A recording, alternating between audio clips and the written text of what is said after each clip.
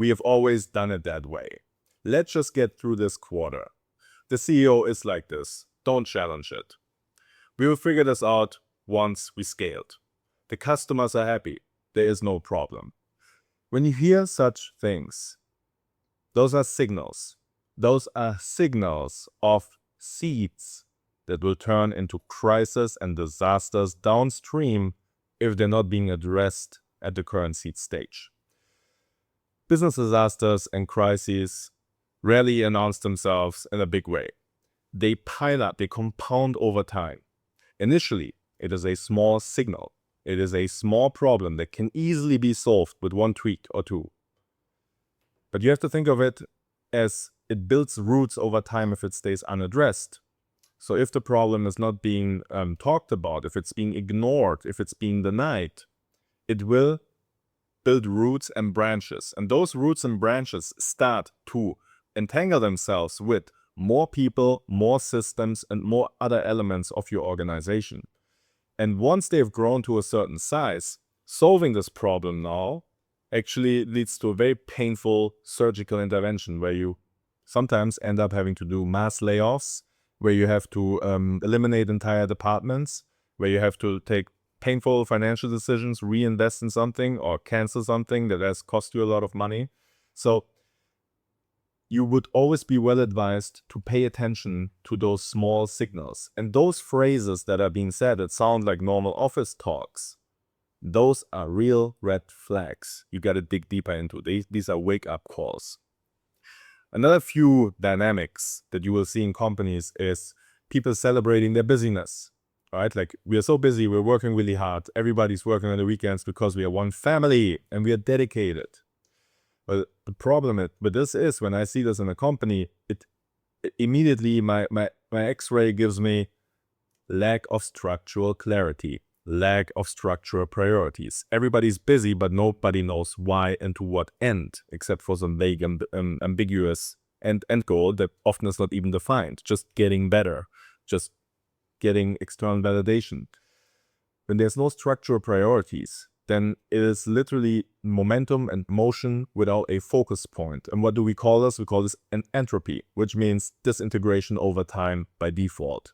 And this is not theoretical. I've seen this many times in the real world, that it just literally happens. Top management ends up adding more and more projects, pilots, experiments, initiatives on the team, right? And making sure that nobody has some strategic white space in their calendar, because that would be a risk.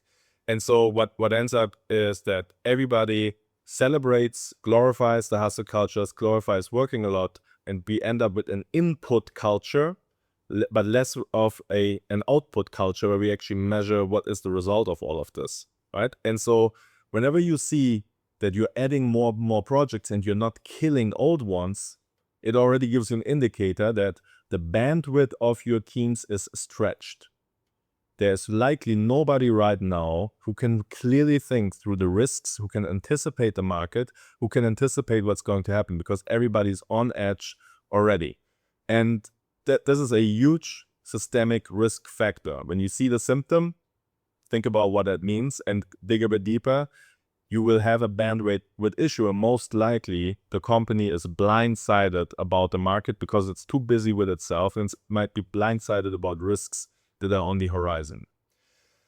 Next is, of course, any form of dependency, whether that's on a single customer, right? We call this customer concentration, where especially B2B enterprise and B2G, which means selling to government or in tenders, means that if that one customer makes up most of your revenue, and then that customer breaks away, and that happens more often in practice than you believe, because they have financial issues or they go bankrupt or whatever, then your entire business model, your entire financial plans collapse overnight.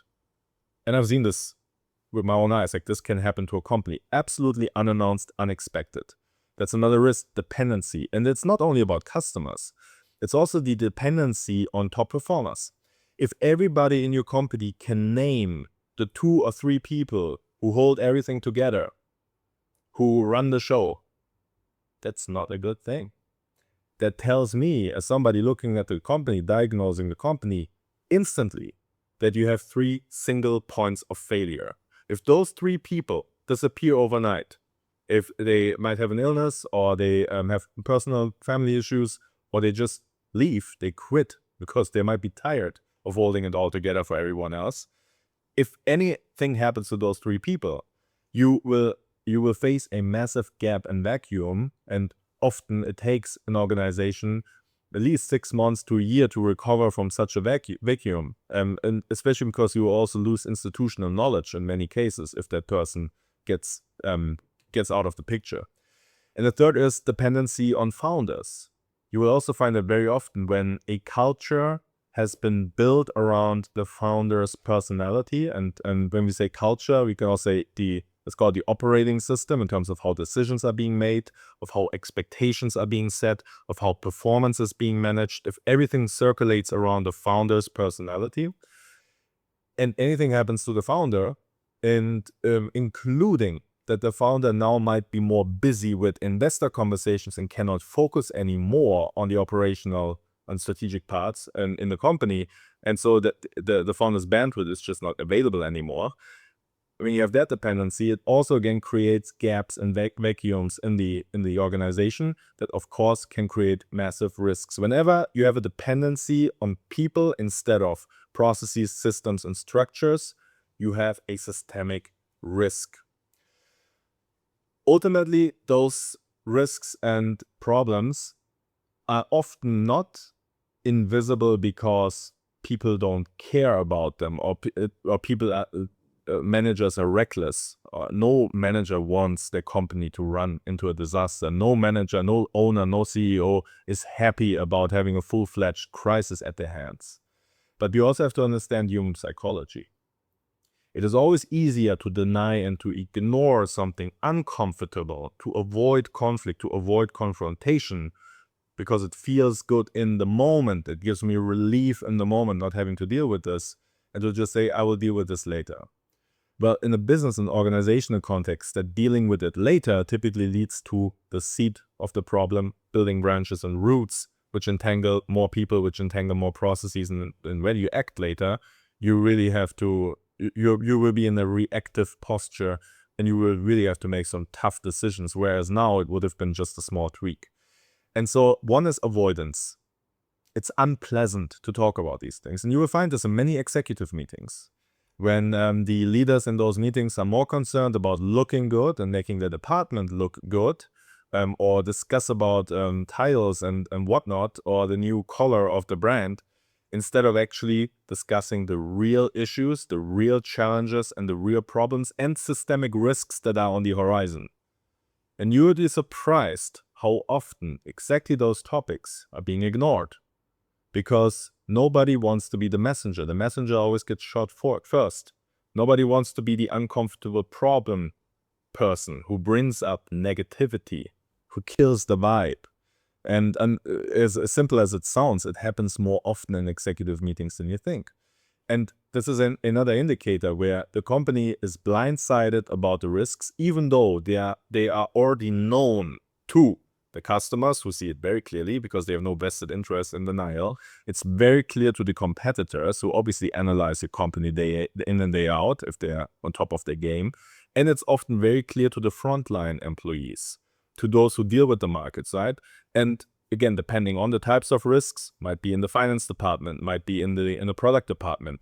But what happens too often is that exactly those voices get silenced for the comfort of the leader, to cater to the insecurity, cater to some cases even cowardice of the leader. And so it goes all back to how at Strategic X we also always say, a leader's nervous system, a leader's worldview and beliefs trickle down to the entire organization. It's mirrored back by the organization.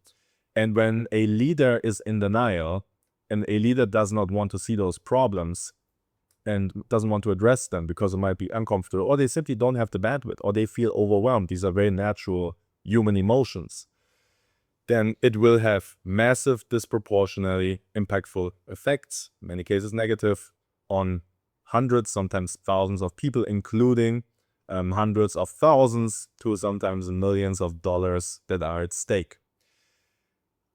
And the third reason why we might know there's a problem, but we choose not to act on it, we choose not to address it, is probably the most dangerous, which are the illusions of safety, the symbolic illusions of success. Our customers are happy. I just met one of our customers at this industry event. They are extremely happy. They told us that we are the best company in the market. Discussion's over. No more need to talk about churn, about renewals, about data.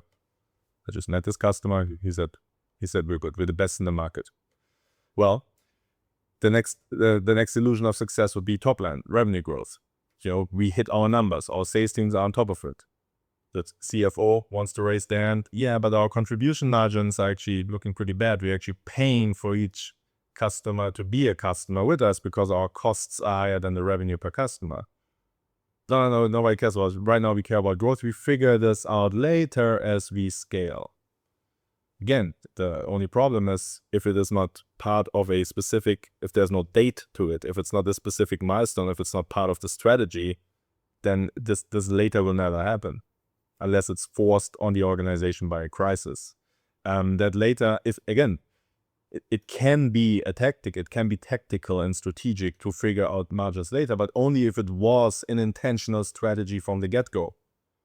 If you just hear the first time at all that there is an issue with margins and you're just reactively saying, we figure this out later, that's a massive red flag and signal that the company will face some real issues if this is not being addressed now. Because every single dollar in revenue that you add now, every single customer that you now acquire, as your contribution margins on the reds are negative, that you make actually a loss on each customer because of your costs. Every single success is actually now failure, right? And you may have a good post-sale systems with renewals and recurring revenue. If so, then you could still rationalize somewhat bringing in customers initially at a loss. But most likely that's not the case if the company is already very reactively built and reactively managed. So the business disasters can often be identified before they ever turn into a disaster, while they're still in the seed stage. And it is often due to personality failures of leaders, but also lack of feedback systems that allow those problems, those seeds, to grow into these full blown out disasters. Another one is that information typically doesn't travel really well across human hierarchy. So if I'm an employee who goes to industry events and I get market insights and context, and I bring that back to my team leader, and now I actually figured out that the industry is on a decline because I was speaking to some thought leaders in some informal settings, and they are saying that they're pivoting into different industries with their technologies and whatnot, and there are already the early warning signs because there's not enough demand anymore in that industry, and they bring the information back to their team leader, and now that team leader sits in a meeting with their department head who just talks about, we're going to revolutionize the industry, we're going to transform the market, we're going to implement cutting edge technology and transform the lives of our customers.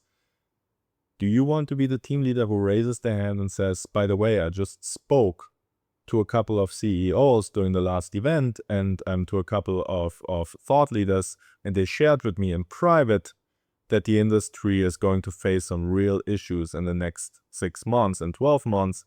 And there's some regulations coming up, and also the demand is drastically declining because a lot of the customers are also pivoting out of the same market. Do you want to be that one team leader who crushes the party while everybody's excited and happy and grateful that they can work for this transformative, purposeful company? Ideally, if you have a good culture in a company, you will be able to say it. In most cases, you won't. You won't put your own neck at risk in a fear-driven or a political organization. Political meaning you have managers who basically make sure that they save their own skin. So even if you would tell your department head, that person wouldn't bring it into the executive office because they don't want to look like the negative, the messenger of the bad news. And then the two things can happen. Either they get penalized and punished for bringing up the truth, or it will just be delegated to them to fix it. And so they would also try to avoid adding more workload to themselves.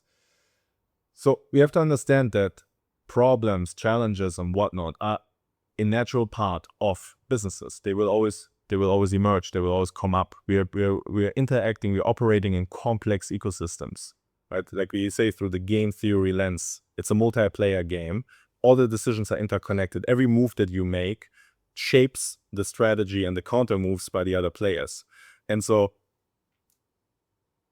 there's no way around problems or challenges, but how you deal with them and how you sharpen your own ability to solve those problems, that plays a really big role. You cannot avoid problems. You cannot avoid disasters. You cannot avoid crisis.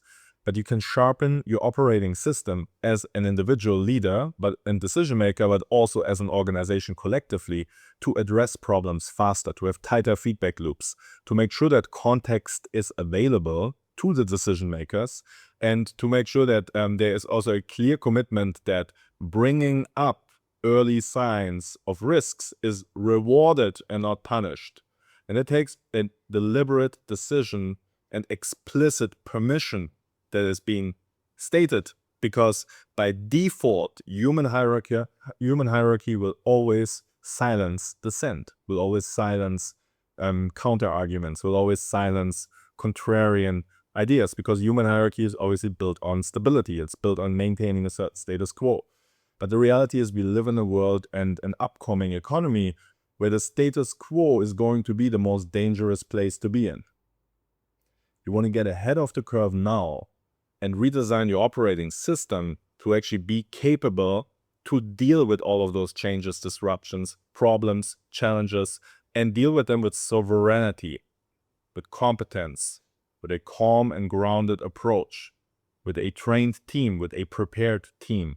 And this you can only do if you start questioning what you've done in the past, if you start questioning your assumptions that you have, if you remove dogmas meaning beliefs about your market, beliefs about your company, beliefs about the industry that you have just been stuck with and that you have never really questioned. If you are willing to break loose those rigid forms and rigid structures and see where it leads you. In some cases, you might come back to the same conclusions, but then at least you validate and scrutinize them. In most cases, you will figure out that your assumptions that you had, your operating system, your source code of how you took decisions was outdated. It was built on an outdated map of reality. You have most likely made a great effort to hire the brightest and most talented people in your industry to make them part of your company. Use that, leverage that, don't silence them. People who come into companies typically want to win, and they want the company to win because it also looks good on them as employees of that company. Leverage this talent, leverage the intelligence, leverage the insights, and give them permission to bring up problems, to be problem positive culture. It's not about glorifying problems or celebrating failures or any of that nonsense. It's about we confront problems, we feel confident and competent about our ability to confront problems, and we work together to solve them while they are still in an embryonic state and before they have become full-fledged crisis.